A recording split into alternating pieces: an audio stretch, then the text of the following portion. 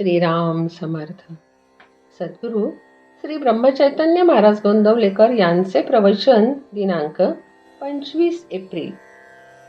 संत हे आपला संबंध भगवंताशी जोडतात. आपले हृदय विषयाने इतके भरले आहे की तिथे भगवंताच्या प्रेमाला जागाच राहिली नाही.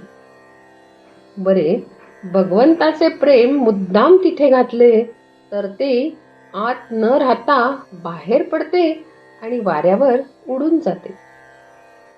सामानाने गच्च भरलेली जशी एखादी खोली असावी तसे आपले हृदय आहे. या हृदयाचा संबंध भगवंताशी जोडण्यासाठी आपल्या हृदयातले सामान म्हणजे विषय खाली करून त्याच्या जागी भगवंताचे प्रेम भरणे जरूर आहे. साधारणपणे आपला अनुभव असा आहे की एखादी वस्तू आपल्याला पुष्कळ आणि पुन्हा पुन्हा मिळाली तरी तिचा वीट येतो.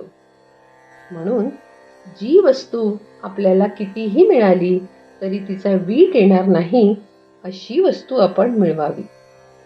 अशी अवीट असणारी वस्तू एकच आहे, ती म्हणजे भगवंत होय. राजाने आपल्या नावाचा शिक्का केला आणि जो अति प्रामाणिक होता त्याच्याजवळ दिला.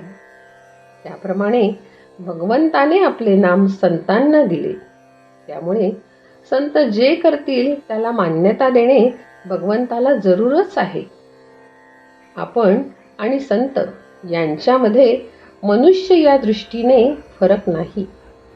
पण फरक आहे तो हा की संत हा जसे बोलतो तसे वागतो, तर आपण बोलतो चांगले आणि वागतो मात्र त्याच्या उलट. आपल्या स्वार्थाच्या आड कोणी आले की आपण वाईट बोलतो.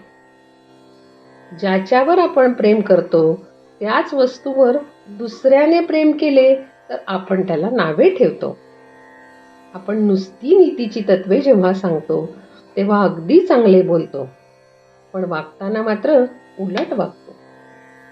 यासाठी आपण अशी कृती करूया की आपल्याला नंतर तसे बोलता येईल. गाडीत बसायला मिळावे म्हणून काही कोणी गाडीत बसत नाही, तर आपल्या स्टेशनला जाण्यासाठी मनुष्य गाडीचा आधार घेतो. तसा मोठमोठ्या संतांनी प्रपंच केला खरा, पण तो सुखासाठी नाही केला. आपल्या वृत्तीपासून न ढळता इतरांना तारण्याचे काम संतांनी केले. बुडणाऱ्या माणसाला जसा दोरीचा आधार द्यावा त्याप्रमाणे संतांनी आपल्याला परमात्म्याचा आधार दिला. चंदनाच्या झाडाजवळच्या झाडांना जसा चंदनाचा वास लागतो त्याप्रमाणे संताजवळ राहतो तोही संतच बनतो. काही कष्ट न करता परमार्थ साधने हेच सत्संगतीचे महत्त्व आहे. आपण प्रपंचात इतके खोल जातो की संतांची हाक ऐकूच येत नाही. ती ऐकू येईल इतक्या तरी अंतरावर असावी. जानकी जीवन स्मरण जय जय राम.